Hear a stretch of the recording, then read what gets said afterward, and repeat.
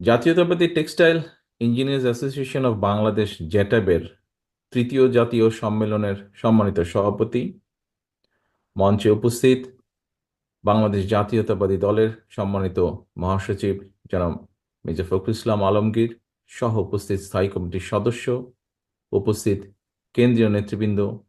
উপস্থিত জ্যাটাবের কেন্দ্রীয় নেতৃবৃন্দ, আমার সামনে উপস্থিত টেক্সটাইল ইঞ্জিনিয়ারিংয়ের শিক্ষক শিক্ষার্থী এবং আজকের এই অনুষ্ঠানে উপস্থিত জ্যাটাবের সকল সদস্যবৃন্দ, কাউন্সিলরবৃন্দ, আসসালামু আলাইকুম। স্বাধীনতার ৫৪ বছরে এসে দেশের অর্থনীতিতে এখনো কিন্তু সবচেয়ে বড় অর্জন বাংলাদেশের গার্মেন্ট শিল্প এবং জনশক্তি রফতানি। স্বাধীনতার ঘোষক শহীদ রাষ্ট্রপতি জিয়াউর রহমানের উদ্যোগেই কিন্তু বিশ্ববাজারে